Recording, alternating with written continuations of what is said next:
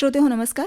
Electronic इंडस्ट्रीमध्ये कार्यरत असणारे खास करून कपॅसिटर्स ही ज्यांची खासियत आहे त्या कपॅसिटर्सची निर्मिती करणारे विनोद बोळास आज आपल्यासोबत आहेत आणि आज त्यांच्याशी गप्पा मारून संवाद साधून आपण त्यांचा प्रवास जाणून घेणार आहोत. सर नमस्कार. नमस्कार. आजपर्यंतचा प्रवास पाहताना असं वाटतं का की औद्योगिकीकरणाची किंवा व्यवसायाची ही जी बीजं आहेत ती लहानपणीच कुठेतरी रोवली होती आपल्यात? माझं बालपण इचलकरंजी इथंच गेलं. सांगली इथंच डिप्लोमासाठी मी ॲडमिशन घेतलं. इच्छा होती इंजिनिअरिंगला जायची. ते न मिळता मला डिप्लोमालाच ॲडमिशन मिळालं. त्यावेळेला बऱ्यापैकी इलेक्ट्रॉनिक्स हा विषय जास्त लोकांना आवडीचा होता म्हणा किंवा त्याचं जास्त डिमांड होतं.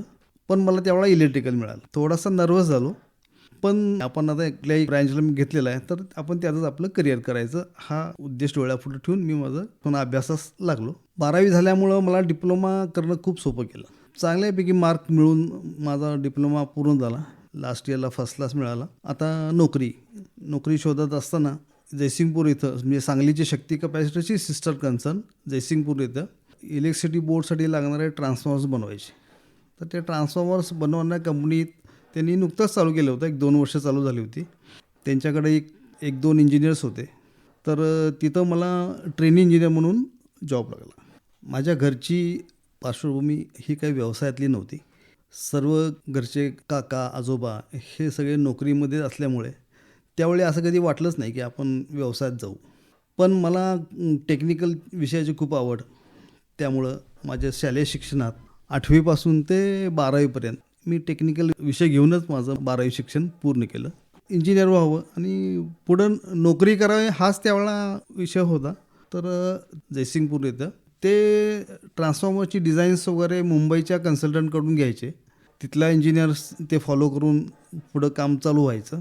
पण मध्यंतरी त्या इंजिनियरला बाहेर नोकरी लागली. त्यामुळं साहजिकच जबाबदारी माझ्यावर आली. तर मला असं नवीन काहीतरी गोष्टी करायला तसा खूप इंटरेस्ट. तर मी त्या कन्सल्टंटची बऱ्याच गोष्टी त्यांच्या डिझाईन्सच्या चर्चावर करून डिझाईन्स कसे करतात काय बनवतात मलाही त्यात खूप आवड झाली. मी काही डिझाईन्स करून त्यांना दाखवायचो आणि मध्यंतरी त्या कंपनीला इलेक्ट्रिसिटी बोर्डाकडून ट्रान्सफॉर्मर रिपेअर्सची मोठी ऑर्डर मिळाली. असे शेकडो ट्रान्सफॉर्मर्स तिथं रिपेअरला यायचे. तर माझी एक अशी आवड की कुठलंही आपण नवीन आलेलं की आपण ते सगळं डिझाईन वगैरे सगळं लिहून घ्यायचं, त्याचं रेकॉर्ड करून ठेवायचं आणि ते केलेली डिझाईन्स कन्सल्टंट देणारी डिझाईन्स ही कम्पेअर करून त्याचा काय फरक आहे काय नाही आहे असा अभ्यास करून मग मीच स्वतः डिझाईन शिकलो. तर हे जेव्हा कंपनीच्या मालकांना कळालं तर त्यांनी मला चांगलंच प्रोत्साहन दिलं. तर त्यांनी सांगितलं की ठीक आहे तू 1-2 ट्रान्सफॉर्मरची डिझाईन कर, कन्सल्टंटकडे जा, त्यांच्याकडनं तपासून घे आणि त्यानंतर असं करत करत कन्सल्टंट बंद झाला आणि शेवटी मीच डिझाईन करायला चालू झाले.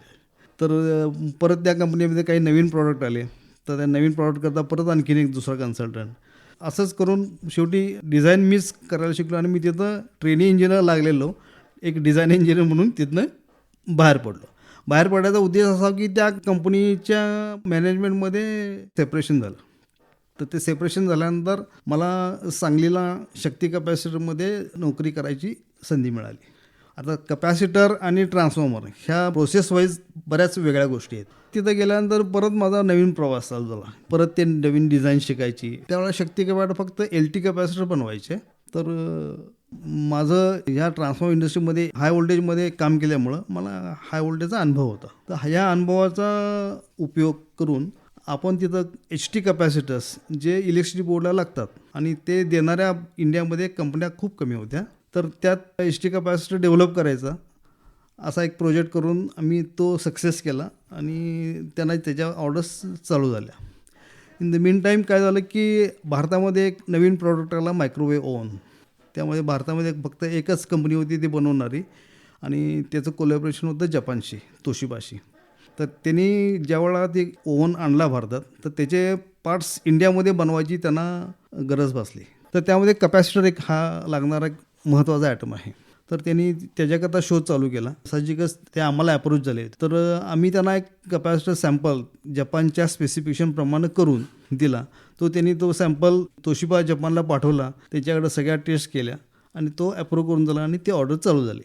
अशा प्रकारे नवीन नवीन काहीतरी कपॅसिटरमधले प्रकार करायचं मला खूप आवड असल्यामुळे मी काहीतरी शोधा नवीन काय मिळालं तर अशा करून मी बऱ्यापैकी ते ज्ञान घेत होतो. पण जसं बाकीच्या विषयाची पुस्तकं माहिती जशी उपलब्ध आहे तशी कपॅसिटीची कुठंच उपलब्ध नव्हती. मध्यंतरीच्या काळात आपल्या भारतामध्ये अणुचाचणी पोखरणला झाली, तर त्या पोखरणला झालेल्या अणुचाचणीमुळं अमेरिकेची मदत भारताला होणारी ज्यामध्ये कपॅसिटर्स आणि काही डिफेन्सला लागणारी इक्विपमेंट ती बंद झाली. त्याच्यावर त्यांनी बंदी आणली, भारतात कुठलंही डिफेन्सला लागणारं मटेरियल द्यायचं नाही. तर त्यामुळं काय झालं की आपल्या डिफेन्समध्ये जे काही प्रोजेक्ट्स चालू होते ऑनगोईंग, तर ते सगळे प्रोजेक्ट्स बंद पडायला चालू झाले. त्यांना हे कपॅसिटर मिळेनात कुठं, तर मग ते कुठून तरी असंच घेऊन बाहेरून, पण ते बाहेर इम्पोर्ट करायचं म्हटलं तर इंडियामध्ये डिफेन्सला लागतं म्हणलं की तो प्रॉडक्ट मिळायचा नाही, किंवा त्याला लागणारं कुठलंही रॉ मटेरियल असेल तर ते डिफेन्स करता म्हणलं की ते ओळखलं जायचं, कारण हे डिफेन्सला लागतं मटेरियल, तर ते पण मिळायचं नाही. आणि त्यावेळेला बऱ्यापैकी सगळं मटेरियल अमेरिकेहून यायचं. तर त्यावेळेला आपल्या भारतातील मुंबईमधली research institute Bhabha atomic research centre, त्याला BRC किंवा बार्क म्हणतात, तर त्यांनाही तसे रिसर्चसाठी खूप कपॅसिटर लागतात. तर ते कपॅसिटर्स बनवणारी इंडियामध्ये एकच कंपनी होती की ज्याचं अमेरिकन कंपनीशी कोलॅबरेशन होतं आणि त्यांची मोनोपोली जास्त, पण कुठल्याही वेळेवर ते कपॅसिटर ते देऊ शकायचे नाहीत. तर त्यांना आणखीन एक कोणतरी सोर्स डेव्हलप करायचा होता. असंच त्यांचा आणि आमचा कॉन्टॅक्ट झाला आणि त्यांचे एक सायंटिस्ट आमच्या फॅक्टरीमध्ये आले, मी जिथं नोकरी करत होतो तिथं, भाभा अणुशक्तीचे भाभा अणुशक्तीचे सिनियर सायंटिस्ट ते आले. आणि त्यांच्या चर्चेतून असं झालं की बाबा आम्ही तुम्हाला थोडी माहिती देतो, काय कपॅसिटर्स लागतात, कुठं आम्ही वापरतो. तर ते केल्यानंतर मग त्यांनी मला तिथं BRCमध्ये एकदा व्हिजिटला चान्स मिळाला. तर मी तिथं गेल्यानंतर त्यांनी मला कुठं कपॅसिटर लागतात, आता जे आम्ही घेतो काही इम्पोर्टेड कपॅसिटर त्यांनी दाखवले, तर जे कंपनी एक भारतात बनवते त्यांच्याकडनं काय घेतो तेही दाखवले, काही स्पेसिफिकेशन कसे असतात आणि ती कशी टेस्ट करायची वर सगळं तिने आम्हाला थोडंसं माहिती सांगितली. पण आता हे सगळं क्षेत्र नवीन आणि त्याची सगळी परत मशिनरी हे ते आपल्याला फॅक्टरीत होती, तर असं करून त्याने आम्हाला एक स्पेसिफिकेशन दिलं की ह्या स्पेसिफिकेशनचा कपॅसिटर तुम्ही आम्हाला बनवून द्या. तर तो बनवत असताना त्याला लागणारी जी काही टेक्निकल माहिती असते किंवा की ते कसे टेस्ट करायचे काय करायचे, तर त्याची माहिती त्यांनी आम्हाला खूप हेल्प केली. त्याच्याकरता माझ्या बऱ्याच फेऱ्या BRCमध्ये होत होत्या. पूर्वी BRCमध्ये आज जायला यायला इतकं रिस्ट्रिक्शन्स नव्हते जशी आत्ता आहेत, तर त्यामुळे बऱ्यापैकी आम्हाला आज जायला मिळायचं. कुठल्याही त्यांच्या डिपार्टमेंटला जिथं प्रत्यक्ष काम चालतं आहे तिथंही आम्हाला जायची परमिशन होती.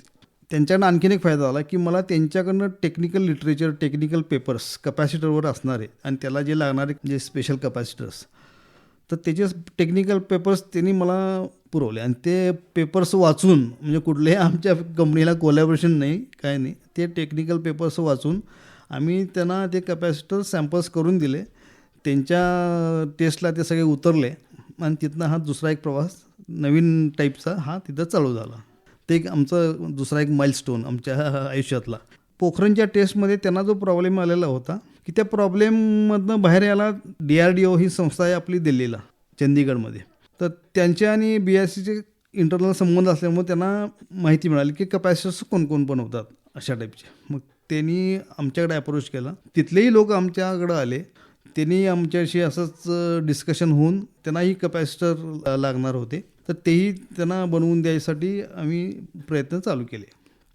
तर ह्या गोष्टी बनवत असताना आमच्या मनात विचारला की ह्या गोष्टी आपण ज्या करतो हे दुसऱ्याकरता कोणाकरता करतो, मग हे आपणच का नाही चालू करायचं. तर असा विषय मनात होता. पण घरच्यांची अशी कोणाची एकदम बिझनेस करण्याकरता वगैरे अशी मानसिक तयारी नव्हती.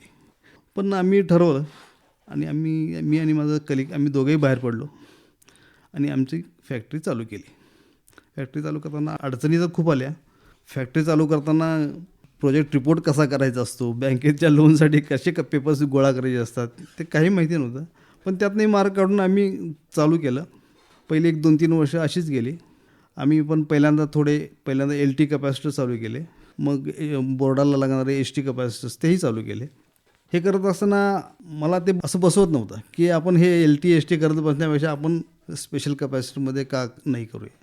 पण आम्ही नवीन असल्यामुळं आम्हाला तसा लोकांचा प्रतिसाद मिळत नव्हता. पण अशी एकदा एक संधी चालून आली की कपॅसिटर्स जे फर्नेसमध्ये लागतात, जे हाय फ्रिक्वेन्सीचे असतात आणि मेल्टिंग करता इलेक्ट्रिकल फर्नेसचे असतात, त्याच्याकरता हे वॉटर कूल्ड कपॅसिटर लागतात. तर त्याची पहिली ऑर्डर आम्हाला मिळाली.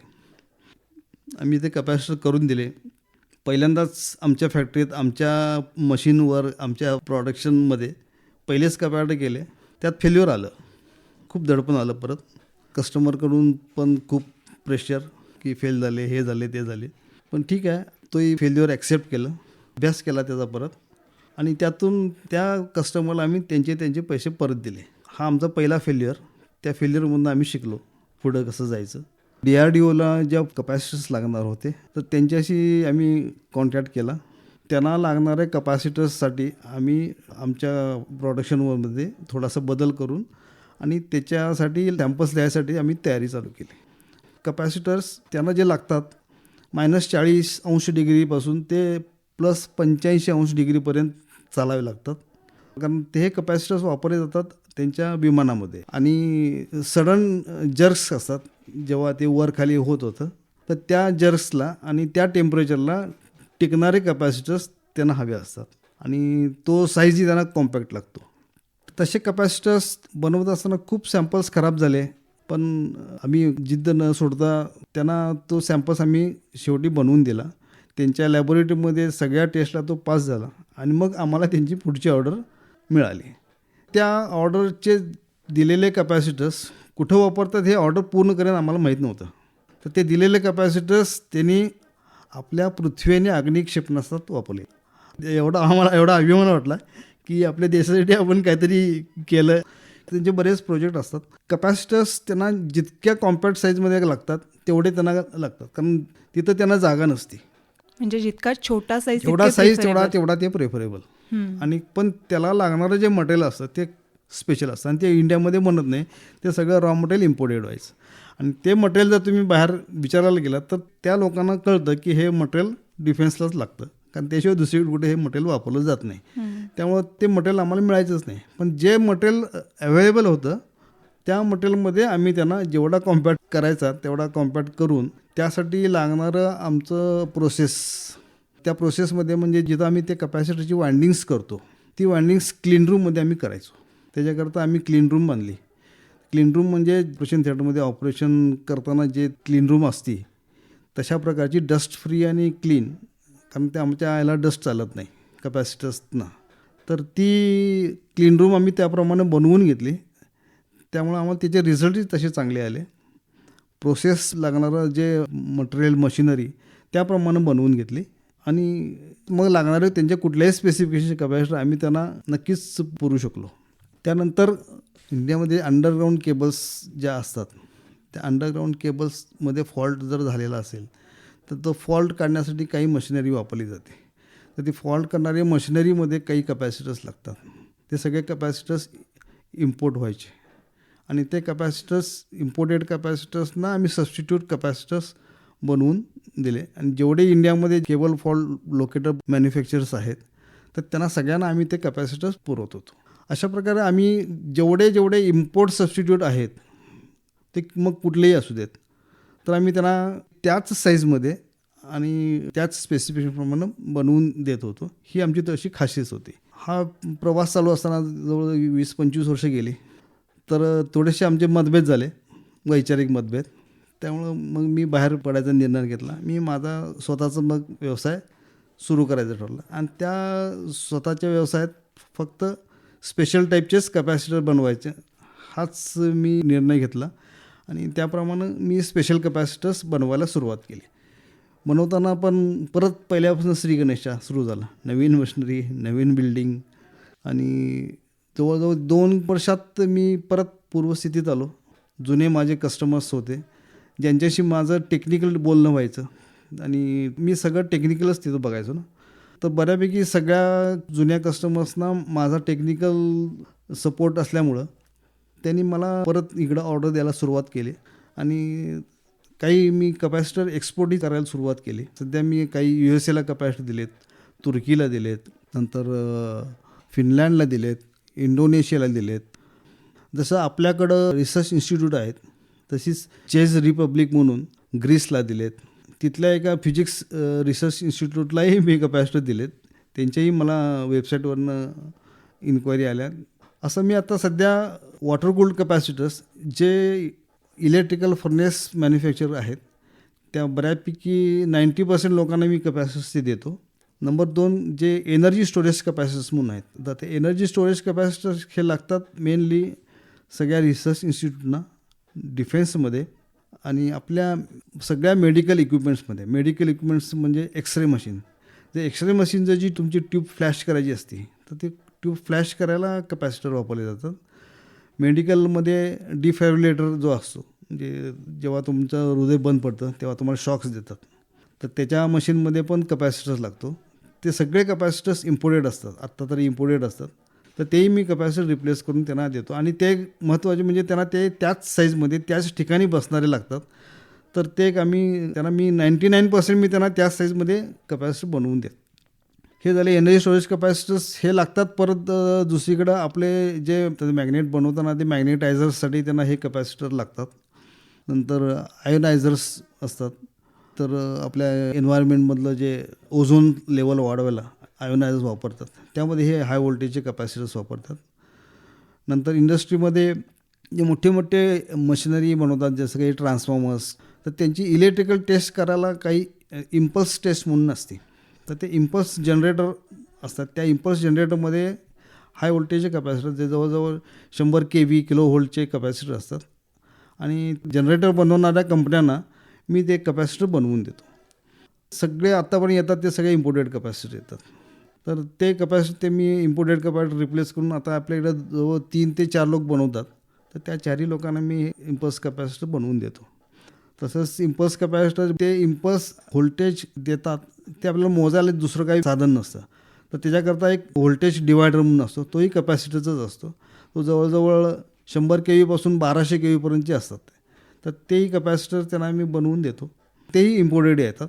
मुळात कपॅसिटर काम कसं करतं कुठल्याही इलेक्ट्रॉनिक डिव्हाइसमध्ये? हां, कपॅसिटर इलेक्ट्रॉनिक डिव्हाइस म्हणण्यापेक्षा आपल्या अगदी रोजच्या व्यवहारात फॅनमध्ये सुद्धा काही कपॅसिटर वापरला असतो. तर फॅनमध्ये जे मोटरची वायंडिंग असतात, तर ते मोटर वायंडिंग नुसतं फिरत नाही, तर त्याला काहीतरी टॉर्क द्यावा लागतो. तर ते टॉर्क देण्याकरता कपॅसिटर त्या फॅनमध्ये जोडला जातो. सेम मोटर कपॅसिटर्स, जे मोटरसाठी सिंगल फेज मोटरसाठी कपॅसिटर वापरतात, त्याच्यातही तो कंडेन्सर म्हणतात, किंवा कंडेन्सर आणि कपॅसिटर दोन्ही एकच. तर त्याच्याकरताही कपॅसिटर वापरले जातात. नंबर 3, आपल्या सिस्टीममध्ये पॉवर फॅक्टर हा एक प्रकार असतो, की ज्याच्यामध्ये पॉवर कंझ्युम जास्त होती. ते पॉवर कंझ्युम कमी करण्याकरता आणि तो पॉवर फॅक्टर वाढवण्याकरता ते कपॅसिटर्स वापरले जातात. कपॅसिटरचे स्वतःचे लॉसेस खूप कमी असतात. त्यामुळे कपॅसिटर हे एक स्टॅटिक डिव्हाइस आहे, म्हणजे ज्याच्यामध्ये कुठलेही फिरणारे पार्ट्स नसतात. तो स्टॅटिक असतो, त्यामध्ये त्याचे लॉसेस खूप कमी असतात. आणि कपॅसिटरमुळं तुमचे एनर्जी तुम्हाला तयार करावी लागत नाही. जी वाया जाणारी एनर्जी असते तीच तुम्हाला एक कपॅसिटर एनर्जी मिळवून देतो. त्यामुळं कपॅसिटर्सची आता सध्या आपल्याला खूप गरज आहे. कारण काय होतं, की एखाद्या समजा ट्रान्सफॉर्मरवरती भरपूर लोड झालेला आहे, आणि काय होतं की इलेक्ट्रिसिटी बोर्ड लोकांना तो लोड कमी करायचा, पण तिथं लोड कमी करायचा आणि आपल्याला लॉसेस खूप आहेत. तर ते लॉसेस कमी करण्याचं ते तिथं कपॅसिटर वापरतात. त्यामुळे त्यांना ती जे लॉसेसच्या रूपानं जाणारी एनर्जी आहे ती त्यांना परत वापरता येते, दुसऱ्या कस्टमरला देता येते, आणि त्यांच्या सिस्टीमची इफिशियन्सी वाढते. आपल्या ट्रान्सफॉर्मरचे लॉसेस हे कमी करण्याकरता हे कपॅसिटर्स तिथं ते वापरले जातात. याला सगळे पॉवर फॅक्टर इम्प्रूव्हमेंट कपॅसिटर्स म्हणतात. दुसरे कपॅसिटर इलेक्ट्रॉनिक्समध्ये जे वापरले जातात, तर ते इलिमिनेटर म्हणा, किंवा त्याला रेक्टिफायर म्हणतो, की AC पासून DC करतो. तर ते डायोडच्या रूपात किंवा रेक्टिफायरच्या रूपात तुम्ही DC करता. पण ते DC करण्यामुळे ते तुमच्या सिस्टीममध्ये पल्स असतात, ज्याच्यामध्ये स्मूथ सप्लाय DC सप्लाय नसतो. जसं आपल्याला बॅटरी सेलमधून सप्लाय मिळतो, तसा तो रेक्टिफायरमधून सप्लाय मिळत नाही. तर तो तसा सप्लाय मिळण्याकरता त्याला फिल्टर म्हणून हा फिल्टर कपॅसिटर वापरतात, तो DC कपॅसिटर. आणि असेच DC कपॅसिटर काही लो व्होल्टेज असतात, ते तुमच्या इलेक्ट्रॉनिक सर्किटमध्ये तसे कपॅसिटर्स वापरले जातात. मुंबईमध्ये Sameer society for applied microwave electronics engineering and research he institute आहे. ही गव्हर्नमेंटची इन्स्टिट्यूट आहे. या गव्हर्नमेंटच्या इन्स्टिट्यूटद्वारे कॅन्सर ट्रीटमेंटसाठी लागणारी इक्विपमेंट्स बनवली जातात, मेडिकल मशिनरी. तर त्या मेडिकल मशिनरीमध्ये कपॅसिटरही लागतात. तर असे कपॅसिटर्स आम्ही त्यांना पुरवतो. हे मेडिकल मशिनरी बाकीच्या इम्पोर्टेड मशिनरीपेक्षा खूपच स्वस्त असल्यामुळं त्यांना भारतातल्या बऱ्यापैकी सर्व आरोग्य केंद्रात अशी मशिनरी त्यांना पुरवायची आहे. तर त्यासाठी त्यांनी हे मशिनरी कॅन्सर ट्रीटमेंटसाठी डेव्हलप केलेली आहे. त्यासाठी लागणारे कपॅसिटर्स पूर्वीचे इम्पोर्टेड कपॅसिटर होते ते आम्ही रिप्लेस करून त्यांना इंडिया मेक कपॅसिटर बनवून दिलेले आहे. आता सध्या पॉवर इलेक्ट्रॉनिक्सचं युग आहे. पॉवर इलेक्ट्रॉनिक्स युगमध्ये आपल्या थायरिस्टर वापरतो आपण. तर थायरिस्टर जेव्हा तुम्ही वापरतो तर थायरिस्टरमुळं आपल्या सिस्टीममध्ये खूप पोल्युशन होतं म्हणजे फ्रिक्वेन्सी चेंज होते. थायरिस्टर म्हणजे की आपल्याला कुठलीही पॉवर, आता एखादी मोटर तुम्हाला त्याचा स्पीड कमी जास्त करायचा आहे तर पूर्वी आपण स्टार्टर किंवा असे रेजिस्टर वगैरे वापरून ते मोटरचे स्पीड कमी जास्त करायचो. तर ते DC मोटरचा स्पीड तुम्हाला तो रेजिस्टर वगैरे लावून कमी करता यायचा, पण AC मोटरला तसं तुम्हाला करता येत नव्हतं. तर त्याकरता हे थायरिस्टर वापरतात. थायरिस्टर म्हणजे हा एक ट्रान्झिस्टर किंवा सेमीकंडक्टर डिव्हाइस आहे. तर तो सेमीकंडक्टर डिव्हाइस वापरून तुम्ही व्होल्टेज कंट्रोल करू शकता. व्होल्टेज 0 फुल व्होल्टेजपर्यंत फुल व्हेरी करू शकता. पण त्यामुळं तुम्हाला सिस्टीममध्ये खूप फ्लक्च्युएशन्स तयार होतात, ज्याला हार्मोनिक्स म्हणतात. आणि त्या हार्मोनिक्समुळं किंवा ते थायरिस्टर प्रोटेक्शनसाठी स्नबर सर्किट म्हणून वापरलं जातं. हे स्नबर कपॅसिटर हाय व्होल्टेजमध्ये ट्रान्सफॉर्मर्स, हाय व्होल्टेजचे HT मोटर्स, नंतर आपले पॉवर स्टेशनमधले जनरेटर्स, इथंही काही ट्रान्झिएंट्स जर आले स्विचिंगमुळं किंवा आपली जी आता पाऊस पडताना जी वीज होते, लाईटनिंग होतं, तर ते लाईटनिंग जे आहे ते कुठल्याही ट्रान्सफॉर्मरवरती किंवा कुठल्याही इलेक्ट्रिकल इक्विपमेंटवर पडून ते खराब होऊ नयेत याच्याकरता तिथं हे सर्ज कपॅसिटर म्हणजेच RC स्नबर कपॅसिटर वापरले जातात.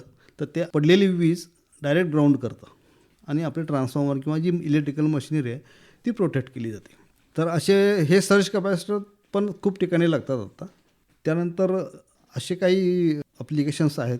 उदाहरणार्थ आपल्याला पोर्सलिनवरती एखादा मेटल कॅप फिक्स करायची आहे. आपण जर मेकॅनिकली आपण जी फिक्स करायला तर ते पोर्सलिन आपलं फुटून जातं. तर आपण काय करतो की ती कॅप फिक्स जर करायची असेल तर त्याच्या बहुतेक एक इलेक्ट्रोमॅग्नेटिक जास्त स्ट्रेंथचं आपण तयार करतो. ते फक्त एका त्या मायक्रोसेकंड करता ते तयार केलं जातं. तर ते कसं तयार करायचं, तर त्याला आपले हे एनर्जी स्टोरेज कॅपॅसिटर चार्ज करायचे आणि ते त्या मॅग्नेटिक फील्डच्या कॉईलमध्ये पटकन डिस्चार्ज करायचे. पटकन डिस्चार्ज केल्यानंतर त्याच्यामध्ये जी एक एनर्जी तयार होती की त्या एनर्जीमुळे ती मेटलची जी कॅप असते ती श्रिंक होऊन त्याला फिट बसते. म्हणजे कुठल्याही टाईपची 2 मेटल्स आपण एकत्र ह्या टाईपनं जोडू शकतो. हे असे काही उपयोग आहेत. मध्ये BRCमध्ये त्यांनी पोटॅटो आणि ओनियन प्रिझर्वेशनसाठी तर हे कपॅसिटर्स वापरले होते. पूर्वीच्या काळी आमच्याकडे इंटरनेट नव्हतं, त्यामुळं बऱ्याच गोष्टी आम्हाला शिकायला मिळत होत्या. आत्ताही मी शिकतो, बऱ्याच इंटरनेटवर सर्च करत असतो, बऱ्याच गोष्टी शिकायला मिळतात. कॉम्पॅक्ट कपॅसिटर लागतात, त्याच्याकरताही नवीन टाईपचं मटेरियल आलेलं आहे. ते नवीन टाईपचं मटेरियलवर पण आम्ही सध्या काम करतो आहे. तर ते मटेरियल आपल्या काही इंडियामध्ये तयार होत नाही. इंडियामध्ये जे तयार होतं ते फक्त फॅन कंडेन्सर किंवा आपलं रेग्युलर नॉर्मल टाईपच्या कपॅसिटर करता लागणारं जे मटेरियल असतं ते आपल्या इथं तयार होतं. हे इलेक्ट्रॉनिक डिव्हायसेसमध्ये लागणारे कपॅसिटर्स आणि DRDO सारख्या रिसर्च इन्स्टिट्यूशनना लागणारे कपॅसिटर्स हे दोन्ही तुम्ही तयार करता, तर यामधला नेमका फरक काय आहे? DRDO किंवा हे स्पेशल ॲप्लिकेशन्स करता लागणारे जे कपॅसिटर असतात दोन्हीमध्ये मटेरियलचा थोडाफार फरक असतो, पण त्याची प्रोसेस आणि त्याचं जे डिझाईन टेक्निक आहे. आता उदाहरणार्थ ज्या डिफेन्सला लागणारे कपॅसिटर असतात त्यांना ते हाय डिस्चार्ज करंट लागतो. म्हणजे जेव्हा तुम्ही कपॅसिटर चार्ज केलेला असतो तर ते कपॅसिटर डिस्चार्ज करतात. ती डिस्चार्ज केल्यानंतर जो हेवी करंट तुम्हाला जो हवा असतो तो करण्याकरता त्या कपॅसिटरमध्ये जे इंटरनल कन्स्ट्रक्शन असतं ते खूप महत्त्वाचं असतं. ते आपल्या रेग्युलर कपॅसिटरमध्ये नसतं आणि त्याचा रेग्युलर कपॅसिटरचा अभ्यास तो थोडासा वेगळा असतो, कारण तो तेवढा करंट मिळवण्याकरता तुम्हाला त्या कपॅसिटरमध्ये बरेच कॅल्क्युलेशन करून कपॅसिटरचा इंडक्टन्स खूप कमी ठेवावा लागतो. आणि मग तो इंडक्टन्स कमी कसा करायचा हे त्याचं टेक्निक आहे आणि ते करण्यासाठी तुम्हाला जे काही आतमध्ये मेकॅनिकली जे अरेंजमेंट करावे लागतात तोच कपॅसिटरचं खरं हीच आहे. तो जर तुम्ही सक्सेसफुली करू शकला तर तुम्ही एनर्जी स्टोरेज कपॅसिटर चांगल्या प्रकारे करू शकला आणि तीच आता सध्याची सगळीकडे रिक्वायरमेंट असते. तर BRCमध्ये बऱ्याच कपॅसिटर लागतात, त्यांना सगळे हाय करंटचे लागतात, म्हणजे जवळजवळ 500 किलो अँपिअरचे कपॅसिटरपर्यंत त्यांना लागतात. तर अशा कपॅसिटरसाठी तुम्हाला तुमचं नॉलेज अपडेट ठेवणं हे कायम तुम्हाला ठेवावं लागतं. प्रत्येक कपॅसिटरची ऑर्डर ही माझी सगळी नवीन असते. आज बनवलेला कपॅसिटर मी उद्या बनवेन असं नाही. रोज आमच्याकडे कपॅसिटर नवीन नवीन टाईपचे सगळे कपॅसिटर आम्ही बनवतो. आणि ह्या तपासण्याकरता आम्हाला काही BRCच्या लोकांनी म्हणा किंवा डिफेन्सच्या लोकांनी काही नॉर्म्स घालून दिलेत. त्या नॉर्म्सप्रमाणे आम्ही सगळं कपॅसिटरचं आमच्या इथं सगळं टेस्टिंग करतो. ज्याला लागणारं टेस्टिंगची सगळी व्यवस्था आमच्याकडे आहे. ज्या स्पेशल टेस्ट लागतात किंवा ज्या काही स्पेशल पॅरामीटर्स कपॅसिटरची टेस्ट करायचे असतात त्याला लागणारे सगळे इक्विपमेंट्स माझ्याकडे आहेत. तर मॅक्झिमम आपण ते कपॅसिटर्स बनवताना फक्त 50 किंवा 55 डिग्रीच्या कॅटेगरीचे बनवतो. पण हे स्पेशल कपॅसिटर जे असतात हे तुम्हाला -40 डिग्रीपासून ते +85 डिग्रीपर्यंत एन्व्हायरमेंट असू शकतं. तर त्याच्याकरता तुम्हाला जी घ्यायची काळजी असते त्यामध्ये वापरायचं जे मटेरियल असतं तेवढी बाहेरची हीट आणि त्या स्वतःच्या कपॅसिटरनं निर्माण केलेली हीट ही बाहेर पडून त्या कपॅसिटरचा परफॉर्मन्स बिघडू नये याच्याकरता तुम्हाला त्याचं मटेरियल ते स्पेसिफिक मटेरियल तुम्हाला वापरावं लागतं. आणि ते स्पेसिफिक मटेरियल वापरून तसं तुम्हाला ते डिझाईन्स पण करावं लागतं. रेग्युलर कपॅसिटर्सना लागणारे जे टर्मिनेशन्सचे इन्सुलेटर्स असतात आणि ह्या स्पेशल कपॅसिटर लागणारे इन्सुलेटर्स असतात. दोन्हीचं प्रोफाईल वेगळं असतं. आता आपले जे नॉर्मल कपॅसिटर असतात त्याची गॅरंटी फक्त 1 वर्षाची असते. पण आम्ही ही कपॅसिटर जेव्हा आम्ही बनवतो तेव्हा त्याचं लाईफ हे एकतर 20 वर्ष राहील किंवा त्याचं लाईफ हे कपॅसिटरच्या डिस्चार्जवरती मोजलं जातं. तर काही लाख डिस्चार्ज असे ते कपॅसिटर टिकतील त्याप्रमाणे ते कपॅसिटरचं डिझाईन करावं लागतं. हा वेगळेपणा हा दोन्ही कपॅसिटरमध्ये आहे. जे लागणारं मटेरियल्स असतं ते मटेरियल्ससुद्धा आपल्याला काही वेळा इम्पोर्ट करावं लागतात. काही वेळा हे मटेरियल्स मिळत नाहीत तर ते स्पेशली बनवून घ्यावी लागतात आपल्याला. आणि मग यासाठी लागणारं जे रॉ मटेरियल आहे ते मिळताना आता काही अडचणी येतात का? हां, आता मी जे मागवतो तर या रॉ मटेरियलमध्ये अडचणी ह्या येतातच की डिफेन्सला लागणारं मटेरियल म्हणलं की ते मिळत नाही. पण आता माझ्या फॅक्टरीमध्ये सुद्धा माझी एक क्लीन रूम केलेली आहे की जिथं माझं वाइंडिंगचं जे एन्व्हायरमेंट आहे ते डस्ट फ्री आहे. आणि ती क्लीन रूम आहे आम्ही त्याला क्लास 100 म्हणतो की एका स्क्वेअर मीटरमध्ये डस्ट पार्टिकल्स 100पेक्षा कमी असं एन्व्हायरमेंट असं आम्ही तिथं तयार करतो. कारण त्या पार्टिकल्समुळं जे आमचे कपॅसिटर असतात ते शॉर्ट होऊ शकतात किंवा त्याचं लाईफ कमी होऊ शकतं. आणि जो आम्हाला कपॅसिटर कॉम्पॅक्ट बनवायचं म्हणजे काय की मटेरियल कमी वापरायचं आहे, कमी थिकनेस वापरायचं आहे आणि ते जास्त व्होल्टेजला टिकलं पाहिजे आणि साईजही छोटा व्हायला पाहिजे. आणि हे कपॅसिटर्सचं एक जनरली प्रोसेस अशी असते की हे कपॅसिटर्स वाइंडिंग होतात. या वाइंडिंग्समध्ये फिल्म असतात, एक प्लॅस्टिक फिल्म असते, टिश्यू पेपर आपले असतात, तसा एक कपॅसिटर टिश्यू पेपर मिळतो आणि ॲल्युमिनियम फॉईल असते. हे वाहून केलं जातं. त्यानंतर त्याचं सोल्डरिंग कनेक्शन केलं जातं, वायर्स म्हणा किंवा कॉपर फ्लॅट फॉईल्स वगैरे लावून. म्हणजे हे त्यात डिपेंड्स की तुमचा कपॅसिटर कुठल्या टाईपचा आहे त्याप्रमाणे वायर वापरायची का फॉईल वापरायची, ती किती जाडीची फॉईल वापरायची, सगळं हे त्यावर तिथं ठरतं. आणि हे सगळे कपॅसिटर एका व्हॅक्यूम चेंबरमध्ये ठेवले जातात. व्हॅक्यूम चेंबरमध्ये ठेवायचा उद्देश हाच की त्यातली सगळी हवा ही निघाली पाहिजे. तर हे सगळं मॉइश्चर काढण्याकरता कमीत कमी एक 80 ते 90 तासाची आमची सायकल्स असते. 90 ते 100 डिग्रीमध्ये ते कपॅसिटर्स ठेवून ड्राईंग करून आतलं सगळं मॉइश्चर्स काढायचं व्हॅक्यूममधनं. आणि व्हॅक्यूममध्ये असतानाच त्यामध्ये दुसरं ते ऑइल भरायचं. आता हे ऑइल जे असतं हे ऑइल आपण नेहमी बघतो हे ट्रान्सफर ऑइल वगैरे हे नसतं. हे आहे सिंथेटिक ऑइल, म्हणजे तुम्हाला बेन्झिन ग्रुपमधलं हे ऑइल आहे. आणि ते जे आमचं डायलेक्ट्रिक मटेरियल म्हणजे जे प्लॅस्टिक फिल्म आहे, पेपर आहे, त्या दोन्हीला ते कॉम्पॅटिबल आहे की त्याच्या दोन्हीची नंतर जी केमिकल रिॲक्शन होऊन त्याचं जे इलेक्ट्रिकल प्रॉपर्टीज वाढतात त्याच्याकरता ते ऑइलच वापरलं जातं. ही अशी प्रोसेस आहे. त्यानंतर ते ऑइल भरल्यानंतर ते आम्ही अंडर व्हॅक्यूममध्येच ते तिथं सील केलं जातात. मग तो कपॅसिटर बाहेर काढून त्याचं सगळ्या रुटीन टेस्ट होतात इंडियन स्टँडर्ड्सप्रमाणे किंवा इंटरनॅशनल स्टँडर्ड्सप्रमाणे. त्याची एक आम्ही लाईव्ह टेस्ट घेतो. हे डिस्पॅच कुठल्या पद्धतीनं केले जातात? आपल्या लोकल मार्केटमध्ये जातात ते सगळे वुडन क्रेट्समध्ये जातात, करोकेटेड बॉक्स वुडन क्रेट. आणि जे काही एक्सपोर्ट होतात त्याच्याकरता एक्सपोर्टवरती पॅकिंग असतं आपलं, ते फ्युमिगेटेड असतं. आणि सगळे एनर्जी स्टोरेज कपॅसिटर्स जे काही 2 टर्मिनल असतात ते आम्हाला शॉर्ट करून पाठवावे लागतात. कारण ते कपॅसिटर असे असतात की तुम्ही जरी हवेत जरी ठेवलेत तर हवेतल्या ह्याच्यामुळं ते काही चार्ज होऊ शकतात. म्हणजे त्याला बेअरली जर तुम्ही हात लावला तर एखाद्या माणसाला तो शॉक लागू शकतो. तर त्याची डिस्पॅच करताना ते कपॅसिटर शॉर्ट करून पाठवावे लागतात. तेवढी काळजी घ्यावी लागते. आता हे हाताळण्यासाठी वगैरे कितपत सुरक्षित आहे हे सगळं मटेरियल? ॲक्च्युली कपॅसिटर्सची व्होल्टेज खूप जास्त आहेत, तेव्हा तुम्हाला काम करताना आमचं प्रत्येक स्टेजला आमचं टेस्टिंग असतं. वाइंडिंग तयार झालं की जे आम्हाला फायनल टेस्ट करायचं आहे तर त्याच्या 80% व्होल्टेज आम्ही ड्रायमध्येच देतो. मग ते ड्रायमध्ये देताना ते हाय व्होल्टेज असतं, तर ते डिस्चार्ज करून त्याची व्यवस्थित काळजी घ्यावीच लागते. तर तशी आम्ही टेस्टिंगमध्येच सोय केलेली असते. जेव्हा आम्ही चार्ज करतो तर तो ओपन करायच्या अगोदरच तो डिस्चार्ज तिथं झालेला असतो. तर असं प्रत्येक स्टेजला आमचं त्याचं चार्ज आणि डिस्चार्ज अशी आम्ही त्या इक्विपमेंटमध्येच सोय केलेली आहे. आजपर्यंत असं काही घडली आहे एखादी घटना? हो, मी खूप वेळा शॉक खाल्ला आहे. कसं असतात की कपॅसिटर्समध्ये काही सिरीज सेक्शन्स असतात असे. तुम्हाला 100 kV जर करायचं असेल तर 100 kVचा एक कपॅसिटर नाही बनत. तर आतमध्ये छोटे छोटे छोटे कपॅसिटर ते सगळे सिरीजमध्ये लावलेले असतात. उदाहरणार्थ 1 kVचा कपॅसिटर असे 100 लावायचे आणि 100 kVचा कपॅसिटर बनवायचा. तर काय होतं, एखाद्या वेळेस एक कपॅसिटर फेल झालेला असतो, पण ते फेल झाल्यानंतर बाकीचे कपॅसिटर तसेच चार्ज असतात. मग ते व्यवस्थित डिस्चार्ज नाही केले तर शॉक बसू शकतो त्याचा. खूप काळजी घेऊन आणि सुरक्षित स्वतःला ठेवून करण्याचं हे काम आहे खरं तर.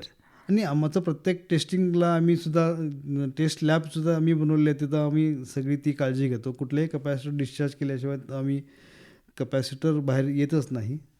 ह्या कपॅसिटर इंडस्ट्रीमध्ये तुम्हाला कोणतीही गडबड करून चालत नाही. आपल्या ह्या रिसर्च इन्स्टिट्यूटमध्ये अजून एक इन्स्टिट्यूट आहे, ती इंदोरला आहे. ती कॅट म्हणतात, सेंटर फॉर ॲडव्हान्स टेक्नॉलॉजी म्हणून. तिथं ते सगळे लेझरवर काम करतात. लेझर हा कपॅसिटरपासूनच तयार झालेला एक भाग आहे. कपॅसिटर काही सेकंदाला 500 वेळा चार्ज डिस्चार्ज करतात आणि त्यातून निघणाऱ्या करंटमुळं तुम्हाला तो लेझर किरण मिळतो. आणि ती लेझर ट्यूब असते त्या लेझर ट्यूबमध्ये हे कपॅसिटर चार्ज डिस्चार्ज करून मग तो लेझर बीम तुम्हाला तयार होतो. म्हणजे लेझर बीम जर तुम्हाला करायचं असेल तर तुम्हाला हे कपॅसिटर त्या प्रकारचे लागतात आणि ते कपॅसिटरसुद्धा आपण बनवतो. आत्ता जे काही नवीन व्यावसायिक येत आहेत या क्षेत्रामध्ये किंवा ज्यांना नवीन सुरू करायचा आहे उद्योग एखादा, तर त्यांना काय सांगाल सर? जेव्हा तुम्ही एक नवीन उद्योग सुरू करता तेव्हा तुमच्या पुढं एकच असं ध्येय पाहिजे की आपला उद्योग हा आपण उद्योग वाढीसाठी म्हणून करतो आहे की तो उद्योग आपला चांगला राहिला पाहिजे.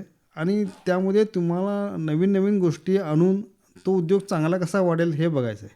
आपल्यामध्ये थोडासा न्यूनगंड असतो की आपल्याला काय होणार का नाही, आपण करणार का नाही, क्या सुविधा उपलब्ध आहेत, तुम्ही त्याचा किती उपयोग करून घेता. आणि दुसरी गोष्ट की कुठल्याही कस्टमरला अननेसेसरीली त्याचा गैरफायदा घ्यायचा नाही. हे माझ्या क्षेत्रात होऊ शकतं, कारण माझं क्षेत्र हे असं आहे की तिथं एखाद्या छोट्या कपॅसिटरमध्ये त्याची सगळी फॅक्टरी बंद असते. उदाहरणार्थ फाउंड्रीतल्या एक पॅनलमधला एक कपॅसिटर जर बंद झाला तर त्याची टोटल फाउंड्री बंद पडते. दिवसात लाखो रुपयाचं त्याचं नुकसान होतं. तर अशा वेळेला तुम्ही त्याचा गैरफायदा घेऊन कधीही त्याला जास्त पैसे लावून त्याचा गैरफायदा घ्यायचा नाही. तर तो मी आजपर्यंत पाळतो. त्याच्यामध्ये आम्हाला एक समाधान असतं की कोणाचा तरी एक उद्योगधंदा बंद पडला आहे आणि आपण त्याला चालू करून दिला आहे. जेव्हा मी हे मटेरियल विकत घेतो तेव्हा मी कोणाशी निगोशिएट करत नाही, मी कुठलंही कॉम्प्रोमाइज करून मटेरियल घेत नाही. तर त्यामुळं आमचं क्वालिटी तशी राहते. याचा आम्हाला फायदा काय होतो की माउथ पब्लिसिटी खूप चांगली होती. सर, तुम्ही दिलेल्या या सगळ्या माहितीसाठी मी आकाशवाणीकडून आपले आभार मानते. धन्यवाद.